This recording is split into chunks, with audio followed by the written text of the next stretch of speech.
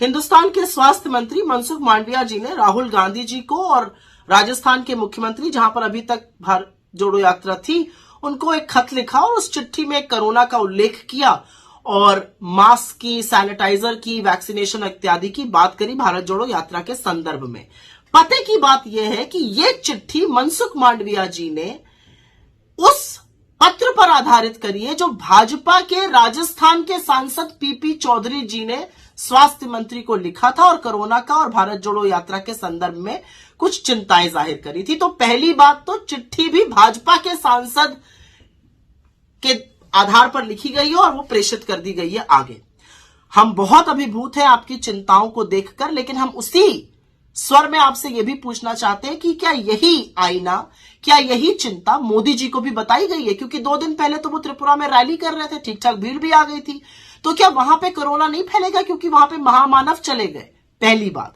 दूसरी बात, और मैं ये बड़ी जरूरी बात आपसे करना चाह रही हूं कि क्या हिंदुस्तान में कोरोना को लेकर कोई नए प्रोटोकॉल बनाए जा रहे हैं?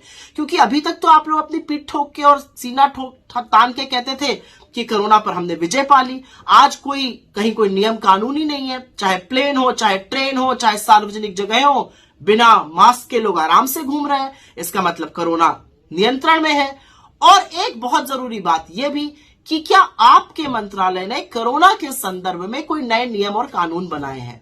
खैर, यह आईना तो आपको भाजपा को भी दिखाना चाहिए, लेकिन जैसा कि अपेक्षित था, सरकार ने माहौल बनाने का काम किया और तुरंत चरण चुंबक चैनल्स और एंकर्स लगातार जुट गए कि कोरोना कितना बड़ा खतरा बन के खड़ा है। तो मेरे 2-4 आपसे सवाल हैं। अगर कोरोना इतना बड़ा खतरा बन के खड़ा है और पार्लियामेंट सेशन में है, तो पार्लियामेंट में इस पे चर्चा होनी चाहिए। पार्लियामेंट का सत्र कैसे चलने दिया जा रहा है? कोई नए नियम, कानून, प्रोटोकॉल क्या अनाउंस होंगे? क्या मास्क फिर से अनिवार्य होगा? इसके बारे में अभी तक हम लोगों ने कुछ नहीं सुना है। और असलियत तो यह है कि जब कोरोना काल था, तब तो आप नमस्ते ट्रंप करा रहे थे और चुनी हुई सरकार मध्य प्रदेश में गिरा रहे थे।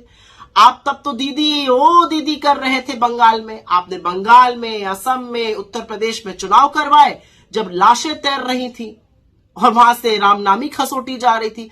अब आपको कोरोना की चिंता याद आ गई। ये कुछ नहीं है, ये भारतीय जोड़ो यात्रा को देखकर भारतीय जनता पार्टी की अंदर की जलन और द्वेष है। लेकिन आप कुछ भी कर लीजिए, कितनी भी बाधाएं लगाने का काम करिए, जो अपूर्व जन स्नेह और जन समर्थन हमें मिल रहा है, उसके बारे में आप कुछ कर नहीं पाइएगा, ये याद रखिएगा। मैं सिर्फ इतना कहना चाहती हूं, संविधान की शपथ लेकर आप एक मंत्री बने हैं, भाजपा के इशारों पर नाचने वाली कठपुतली मात्र बन के मत रह जाइए। भारत जोड़ो यात्रा को कोई ताकत रोक नहीं सकती है।